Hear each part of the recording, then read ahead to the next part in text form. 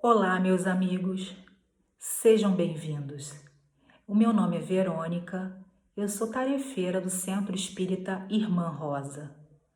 O tema de hoje é a missão de Paulo de Tarso.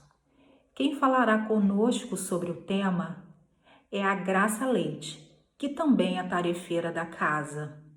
Mas antes, farei a nossa página e a nossa prece. E a página de hoje é do livro O Jardim do Senhor, do Irmão Infinito. Tudo é possível àquele que crê. A afirmativa do Sublime Rabi, tudo é possível àquele que crê, nos concita a exercitar a nossa fé. Em muitas ocasiões, tanto para os discípulos do passado como para os de hoje, torna-se difícil manter a serenidade em função das situações do risco que vivemos.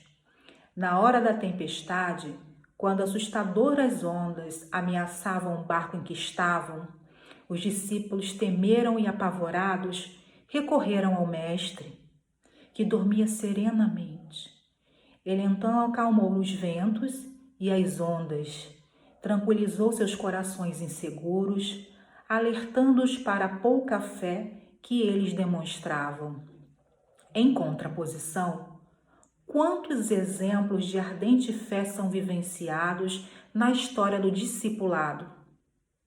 Frente aos doentes desenganados, com feridas abertas por todo o corpo, apenas um gesto do Rabi era suficiente para efetuar a cura. Alguns, já considerados mortos, eram trazidos à vida, transformando o luto dos que os pranteavam em alegria e festa. Mas não podemos esquecer que tudo dependia daquele que solicitava o benefício da cura, pois as palavras de Jesus eram incisivas. Se crês que posso curar-te, tudo é possível àquele que crê. A fé, como fundamento da transformação, é, nos evangelhos, muitas vezes ratificada. Hoje, novos discípulos de Cristo, frente a situações que parecem insolúveis, permanecemos nas malhas da dúvida, que sempre caracteriza o ser humano. Será que sobreviveremos a tantas dificuldades? Será que ainda há esperança de dias melhores? Junto com as dúvidas, algumas vezes, chegam os desencantos, a revolta, o desânimo. Nesses momentos, temos que, como aprendizes conscientes das verdades eternas, voltar nossos olhos para a paisagem revigorante da antiga Galileia e apurar os nossos ouvidos para escutar, ainda uma vez, a palavra firme e confortadora de Jesus, reafirmando para os discípulos de hoje que tudo é possível aos que creem. Olhar voltado para o céu, onde o sol brilha mesmo oculto pelas nuvens escuras, ou para a serenidade do mar, que sabemos voltará, depois de acalmadas as tempestades. Que a fé seja alimentada no mais secreto de nossas almas, para que, confiantes e esperançosos, reconquistemos o amor que sustenta a nossa caminhada. Quando expulsamos o medo que nos rodeia e a indiferença que nos mobiliza, recolhemos no coração as vibrações das palavras que nos foram dirigidas. Ao que crê, tudo é possível. Vamos orar. Jesus, Mestre amado, querido amigo, obrigada por mais um momento de reflexão, amor, dedicação. Que a espiritualidade amiga esteja conosco neste encontro e com todo o seu amor, que sejamos todos amparados. E que quando o medo surgir, quando a insegurança vier, tenhamos a sua mão amiga e que possamos retornar à serenidade, ao equilíbrio. Que as palavras de hoje alcancem cada coração e renove o ânimo, a fé. Que assim seja. Passo agora a palavra para a Graça. Queridos amigos do canal YouTube do Centro Espírita Irmã Rosa, muita paz, muita luz e muita esperança. Hoje nós vamos fazer alguns comentários acerca do tema A Missão de Paulo de Tarso, iniciando desta forma o estudo da obra Paulo e Estevão, cuja psicografia é de Chico Xavier e o autor espiritual é o benfeitor Emmanuel. Ao ler esta obra, que é belíssima, ficamos realmente admirados com a riqueza de detalhes da vida de Paulo. Aí eu me pergunto, qual é a relação entre Emmanuel e o apóstolo Paulo? Na obra Amor e Sabedoria de Emmanuel, cujo autor é Clóvis Tavares, há uma menção, há uma psicografia de Chico, uma mensagem do Emmanuel, datada de 13 de março de 1940. Conta Emmanuel que ele, na figura do senador romano Públio Lentulus, logo após o desencarne de Lívia, ele era conduzido por um carro de estado, ali na Via Ápia, quando os cavalos dispararam. Aí surgiu um homem idoso, um cristão, que com muita habilidade ele conteve os cavalos, evitando assim um acidente maior. Este foi o primeiro encontro de Paulo, o apóstolo, com Emmanuel. Nós sabemos que no ano 69, Públio Lentulus, a pedido de Vespasiano, que era seu amigo pessoal, ele volta à Palestina acompanhando Tito. Ali ele é ferido, fica cego, volta a Roma e vem a desencarnar no ano 79 em Pompeia, por época da erupção do vulcão Vesúvio. Nós acreditamos que Paulo tenha sido, ao lado de Lívia, o grande professor de Emmanuel na espiritualidade.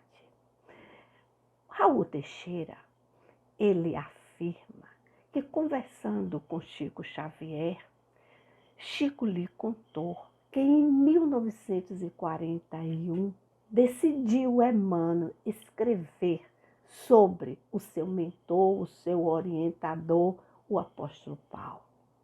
E foi desta forma solicitar a Chico 30 dias do seu tempo. Chico procura o seu chefe, Rômulo Jovino, porque ele trabalhava na época na Fazenda Modelo, mas Rômulo Jovino lhe diz que não pode, naquele momento, lhe conceder as férias, porque ele pleiteava, na verdade, fazer uma reforma, reorganizar a biblioteca. Os livros precisavam ser restaurados. E, na verdade, ele gostaria que Chico passasse 30 dias ali na Fazenda Modelo, instalado na Fazenda Modelo.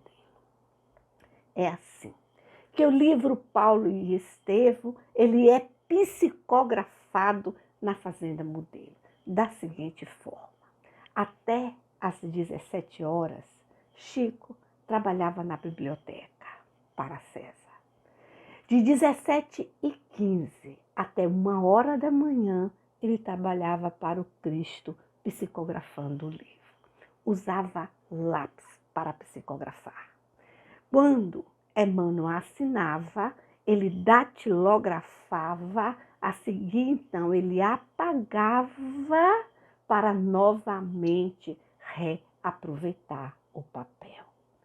Para entender a missão do apóstolo Paulo, é indispensável conhecer, saber quem foi Saulo de Tarso. Aqui eu lembro o 5º livro do Novo Testamento, Atos dos Apóstolos, que descreve a história da era apostólica, cujo autoria se atribui a Lucas, o evangelista.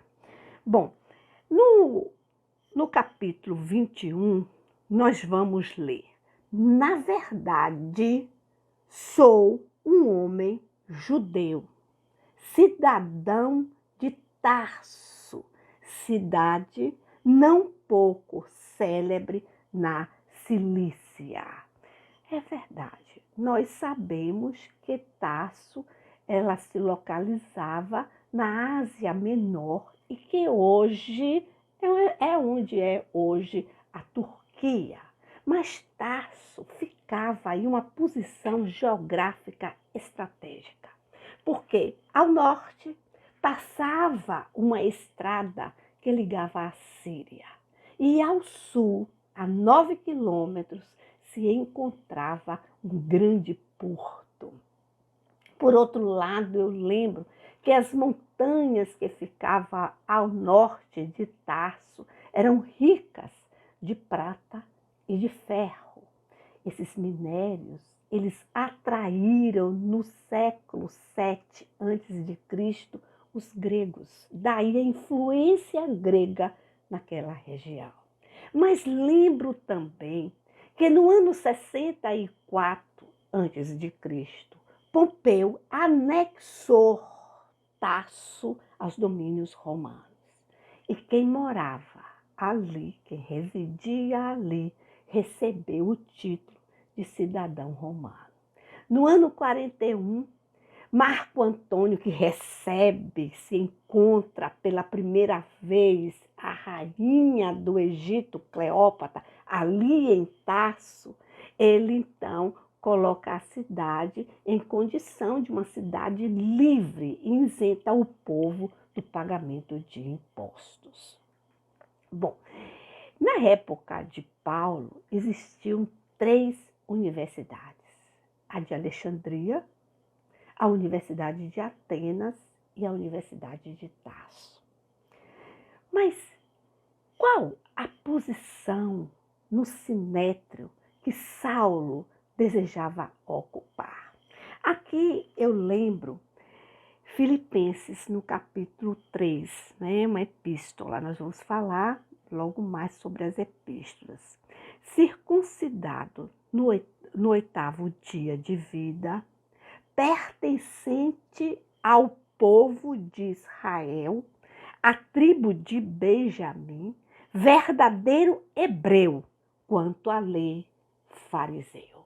Aqui diz muito, porque nós estamos percebendo que Saulo, ele pertencia à tribo de Benjamim. Benjamim era um dos filhos de Jacó, que passou a se chamar Israel. Então, ele pertencia aos filhos de Israel.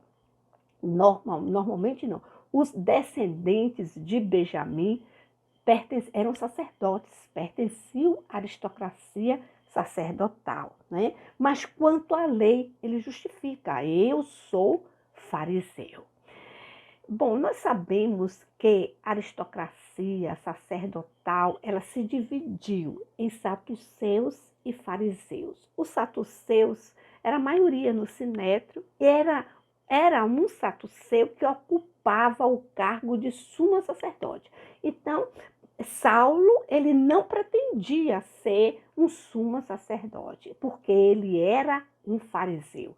Os fariseus tinham apoio do povo, era minoria no sinédrio, mas tinha apoio do povo.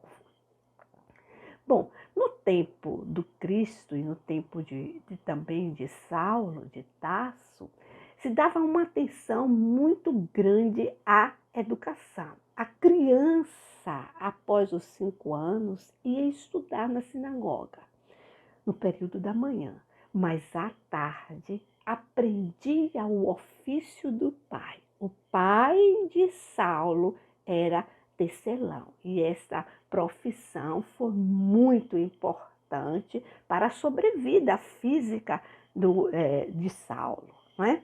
Bom, aqui nós vamos ver que quando o indivíduo, quando o jovem, tinha como objetivo seguir o mundo rabínico, era necessário ele escolher um tutor, um mestre, e ser aceito por aquele mestre. E aqui em Atos, no capítulo 22, nós vamos ler: quanto a mim, sou judeu, criado aos pés de Gamaliel, instruído conforme a verdade da lei de nossos pais, zelador de Deus, como todos vós hoje sois. Bom, percebam que Paulo, ele foi aceito por Gamaliel, ele era discípulo de Gamaliel. E Gamaliel ocupava uma posição importante no Sinédrio e era esta posição que Saulo objetivava ocupar.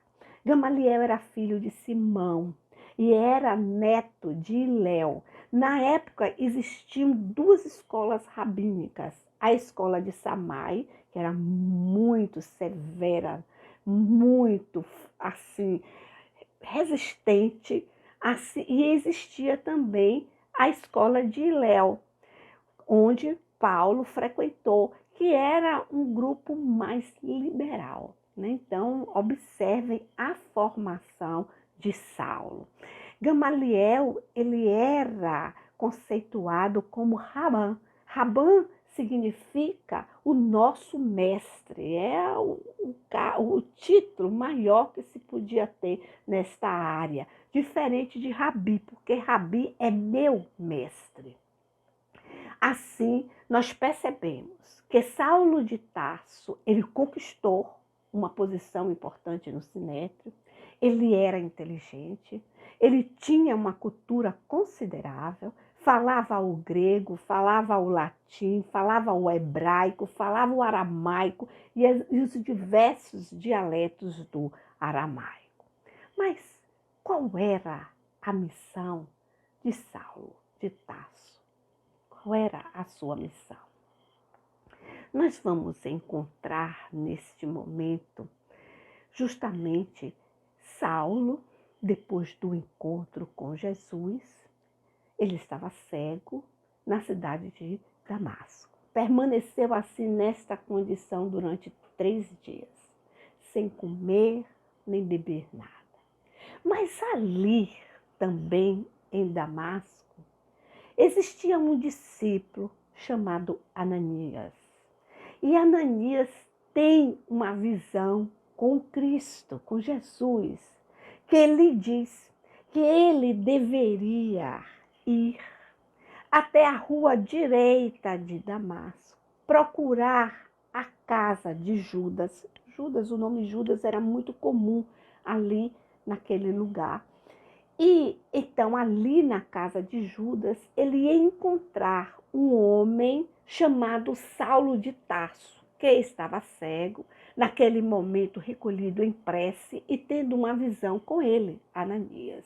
E quando Ananias vai ouvir o nome Saulo de Tarso, ele se assusta, porque ele já sabia quem era Saulo de Tarso. E ele então diz para Jesus: mas este homem, ele tem documentos que lhe dão poder de matar a quem pronunciar o seu nome.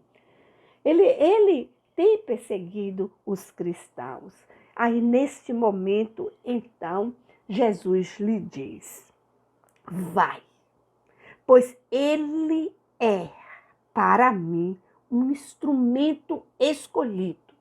Em algumas traduções, nós vamos ler um vaso escolhido, a fim de levar o meu nome diante de gentios e seus reis e perante o povo de Israel.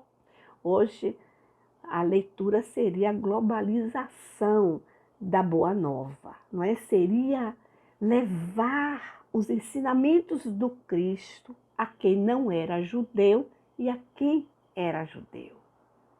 Revelarei a ele tudo quanto lhe será necessário sofrer por causa do meu nome. Aí nós percebemos já uma advertência de Jesus que Saulo iria encontrar dificuldades. A porta seria estreita. Ananias vai. Ananias, então, impõe as mãos, cura Saulo e batiza Saulo. Bom, os teólogos, eles afirmam que Paulo foi realmente uma personagem fundamental nos primeiros anos do cristianismo, sem dúvida alguma. O trabalho de evangelização foi, em grande parte, responsável pelo caráter universal da doutrina cristã. Durante 16 anos, ele pregou e fundou igrejas. Mas ele foi perseguido pelos judeus, porque os judeus o consideravam um grande traidor.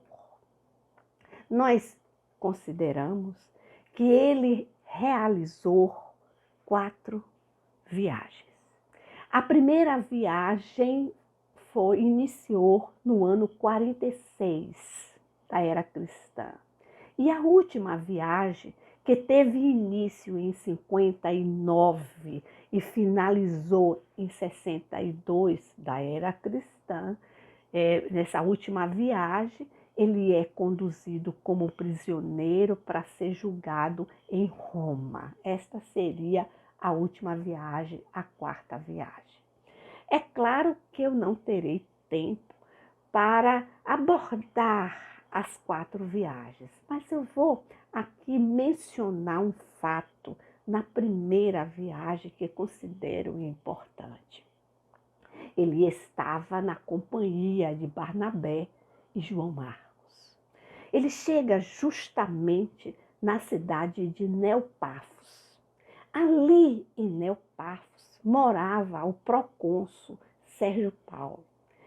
Esta autoridade é a mesma que estava em um navio doente e que foi curado por Estevão.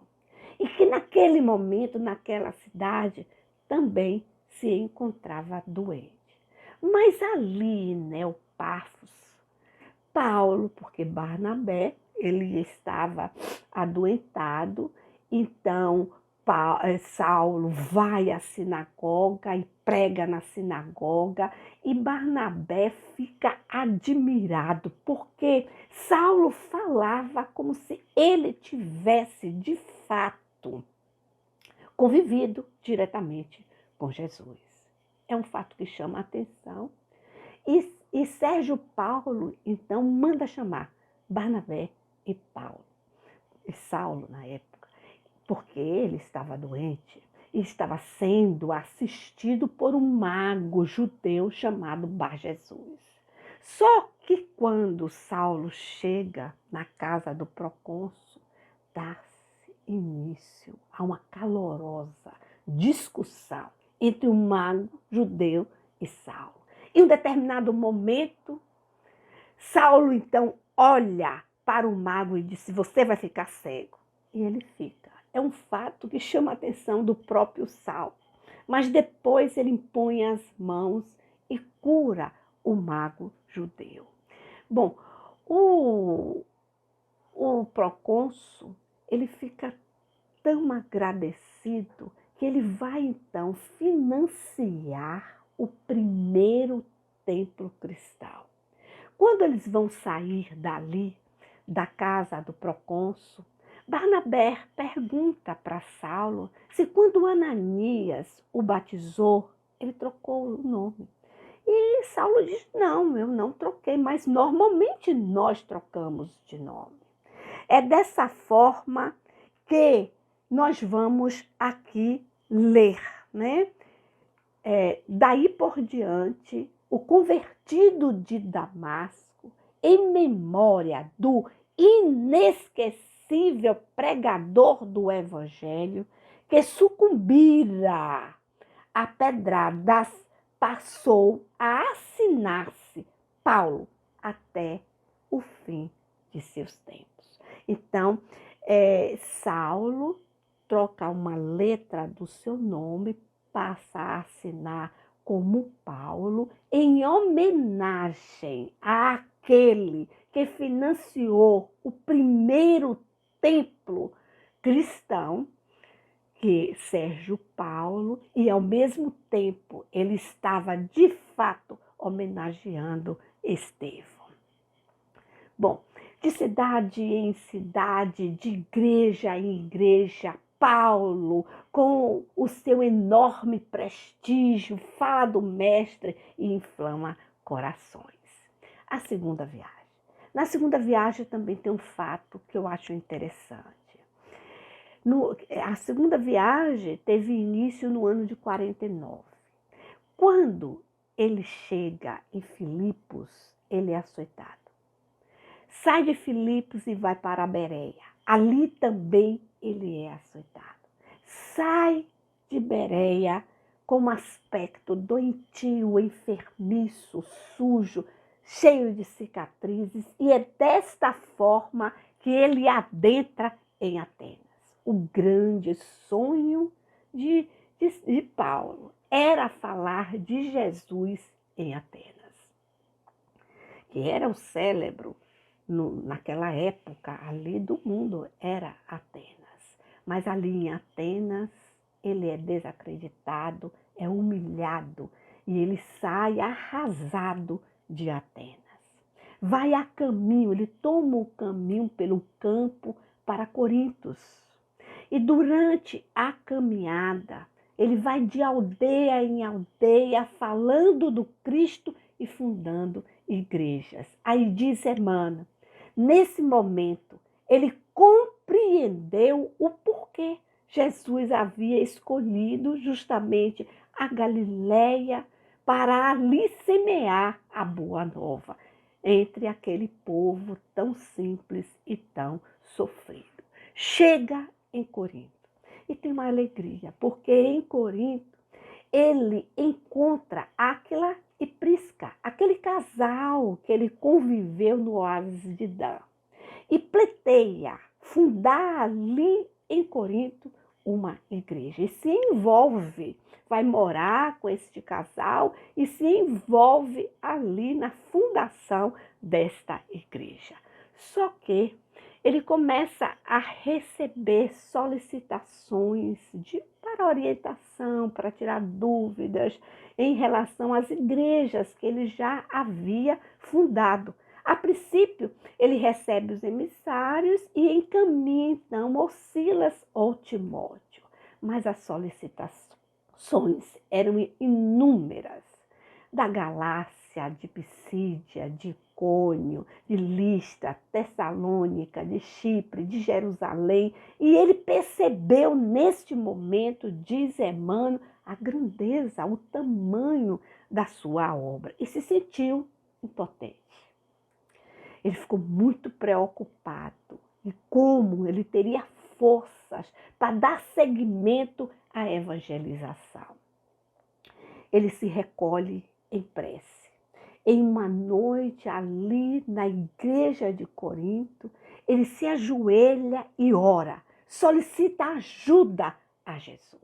Quando ele percebe a presença do Mestre, que ele diz, não temas, prossegue, ensinando a verdade. E não te cales, porque eu estou contigo. Não se atormente com as necessidades de serviço.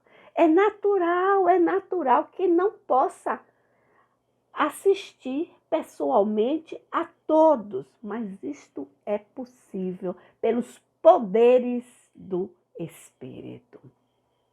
Aí diz então Jesus: poderás resolver o problema escrevendo a todos os irmãos em meu nome.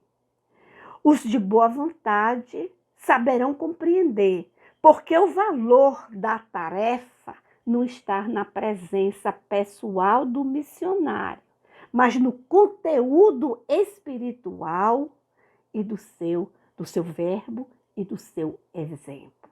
Essa é uma lição muito importante para o cenário atual em que estamos diante do distanciamento social, nos protegendo, claro, estamos utilizando a ferramenta que nesse momento está à nossa mão, que é a internet, né? E então, aqui nós vamos ler no próprio livro Paulo e Estevão, doravante, Estevão permanecerá mais aconchegado a ti, e o trabalho de evangelização poderá ampliar-se em benefício dos sofrimentos e das necessidades do mundo. Bom, Paulo, então, começa a escrever cartas, epístolas. As epístolas de Paulo, elas são denominadas pastorais. Por quê? Porque elas estavam dirigidas a um destinatário específico. Foram muitas as cartas, mas nós conhecemos 14 delas, né? Conhecemos 14 epístolas. Bom, será que ele encontrou dificuldades? Eu acho que nesse livro o grande exemplo de Paulo é a fé e a perseverança. Foram muitas as dificuldades. Eu costumo assim dizer, cada vez que eu leio o livro de Paulo, sinceramente, eu choro bastante, porque é realmente muito emocionante. O exemplo de Paulo nos toca no coração. Aqui, na segunda carta aos Coríntios, nós vamos ler: recebi dos judeus 5 quarentenas de açoites menos um. Me perguntam sempre por que ele escreveu assim, né? 5 quarentenas menos um, ou seja, 39. Porque normalmente os juízes prescreviam 39 açoites, porque dar mais de 40 era contra a lei, a pena máxima era 40 açoites. Então, dar mais de 40 era contra a lei. Então, eles prescreviam 39, porque se o indivíduo que estava aplicando a pena errasse na contagem, né, não haveria o risco de dar mais de 40. 3 vezes fui açoitado com varas. 1 vez fui apedrejado. 3 vezes sofri naufrágio. 1 noite e 1 dia passei no abismo. Realmente, o sofrimento do apóstolo foi muito grande, mas ele foi perseverante. Bom, na manhã de 16 de julho de 64, eclodiu em Roma um grande incêndio. Na época que Paulo chegou a Roma em 62, Paulo estava em Roma.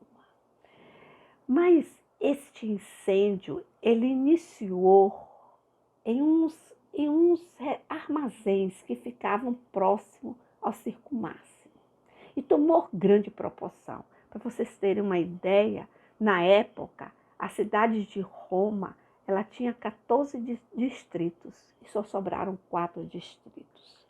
Quem idealizou este incêndio foi Nero. Nero idealizou, deu a ordem e viajou. Quando ele retornou, a cidade estava um caos.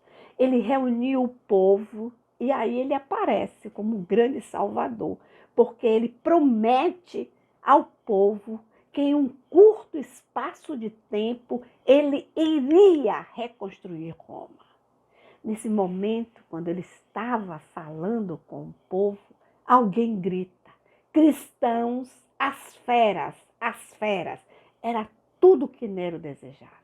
Ele repassou a culpa do incêndio aos cristãos. Os patrícios, os romanos, não gostavam dos cristãos. Havia uma diferença de cultura muito grande. Era um povo politeísta. Além disso, tinha uma moral bem diferente, a conduta moral dos cristãos. Então, os cristãos eram detestados ali em Roma. E o pior, porque Nero dá ao povo a liberdade para castigar os cristãos da maneira que quisesse. Inclusive, ele disponibiliza nas ruas caldeirões com azeite quente, chibatas, dispõe cruzes e diz, Emmanuel, que no final de agosto de 64, o coração de Paulo sangrava de dor. O povo, ele foge, né? As famílias começam a fugir e vão se esconder nas catacumbas. Ali nas catacumbas, Paulo falava do Cristo, levava a consolação, sendo apoiado por Lucas, enquanto Pedro cuidava dos doentes. Em outubro de 64, Paulo foi preso. No momento, Lucas não estava presente, então só Paulo foi preso. Como ele era cidadão romano, ele vai à presença de Nero, ele é entrevistado por Nero. E diante de Nero, ele logo esclarece que ele não estava ali apenas em seu nome, mas em nome de todos os cristãos. Em primeiro lugar, ele lembra a Nero que o cedro não é eterno. E por outro lado, ele também lembra que enquanto os patrícios fugiram durante o incêndio, os cristãos iam percorrendo de quarteirão em quarteirão, tentando apagar o fogo e atendendo os feridos. O impacto de Nero era grande, era visível. Tanto é que uma autoridade presente questionou a Nero se queria que matasse Paulo ali naquele momento. E Nero disse, não, eu vou lhe dar certa liberdade, mas ele será vigiado de perto. Paulo então vai se instalar em uma casa muito simples, muito pobre, e a cada 3 dias ele vai se apresentar na prisão. É neste momento que ele escreve a última carta a Timóteo. Nas vésperas das grandes festividades, né, da reconstrução do circo máximo, Paulo é preso. É encaminhado de madrugada, na madrugada seguinte, para um local afastado e ali uma lâmina ceifa a sua vida física. É muito interessante porque conta Emmanuel que o apóstolo, ele teve a impressão que ele foi segurado, apoiado por mãos amigas que o levou para um local distante. Ele teve a impressão que estava embaixo de uma árvore. Foi quando ele percebeu que alguém se aproximava. Aí ele se deu conta que era Ananias.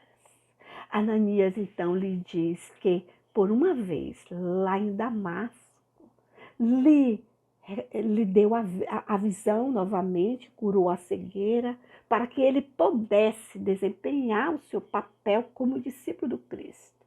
Mas que naquele momento ele iria, sob a orientação de Jesus, novamente lhe possibilitar ver o plano espiritual. Né? Ele então começa a perceber aonde se encontrava. As suas vestes se modificam. Foi quando ele percebe a aproximação de Gamaliel. Aí se abraçam, os três se abraçam. Neste momento, então, surge uma paisagem no alto. Surge nos céus a figura de Jesus, tendo à sua direita Estevão. E do lado do coração de Jesus surge Abigail. Abigail e Estevão se aproximam de Paulo. Abigail pega as mãos de Paulo, enquanto Estevão o abraça. Foi quando Jesus, é realmente a descrição da morte do justo. Jesus lhe diz: sim, Paulo, sê feliz, vem agora a meus braços, pois é da vontade de meu Pai que os verdugos e os mártires se reúnam para sempre no meu reino. Ah, que livro lindo! E assim é realmente um consolo muito grande, porque nós percebemos que aquele que cumpre a sua missão é recebido desta forma no plano espiritual. Depois do desencarne, o apóstolo Paulo, ele é convidado a fazer parte da equipe do Espírito de Verdade. Nós observamos aqui 3 mensagens. Ele responde à questão 1009 do Livro dos Espíritos, uma mensagem no Evangelho segundo o Espiritismo, no capítulo 10, sobre o perdão, e no capítulo 15, ele fala sobre caridade. Meus amigos queridos, muita paz. Muito obrigado por terem me ouvido. Agora nós vamos publicar um áudio onde a nossa querida amiga Maria Alice fará a irradiação final e a fluidificação das águas. Muita paz, muita luz e muito amor para todos. Vamos orar, irmãos. Agradecer a Deus pela oportunidade da reencarnação. Agradecer a Jesus pelo seu Evangelho. Agradecer aos bons espíritos que nos protegem, nos orientam e nos inspiram a seguir o caminho do bem.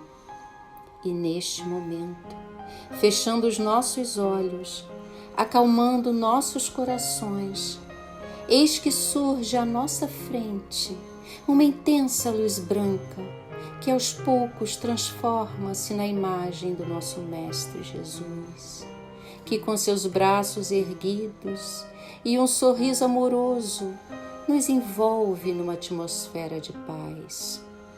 E nós, humildemente, suplicamos ao nosso irmão maior que suas energias de amor sejam propagadas para todos os lares, que nossos irmãos sofredores recebam o bálsamo para o alívio de suas dores e sofrimentos. E que todos nós, interligados pela prece, recebamos os fluidos benfazejos que irão alimentar nossas almas de paz e esperança. Aproveitando este momento sublime, rogamos ao alto, pela fluidificação das águas, que sejam magnetizadas com um remédio nutritivo que auxiliará no combate de nossos males, nos trazendo conforto, paz e harmonia em nossas vidas. E rogamos também pelo auxílio da nossa querida e eterna Irmã Rosa, através do seu hino de louvor, que ora se inicia. Bendita sejas tu, quase divina Rosa, Espírito de luz baixado sobre a terra, que pairas entre nós na missão caridosa de nos trazer o bem que esse teu seio encerra. Bendita sejas tu, os nossos olhos cerram aos horrores da vida inglória e tormentosa. Dá-nos sempre o vigor para fazermos guerra às tentações da carne assaz pecaminosa. Bendita sejas tu, que de alívio e de ternura nos aurimos ao ver-te angélica figura, descendo sobre nós do seio do Senhor. Bendita sejas tu, que na mansão divina és a fonte do amor que o Cristo nos destina, quando manda um olhar ao mundo sofredor. Que a paz reine em nossos lares, que assim possa ser, graças a Deus.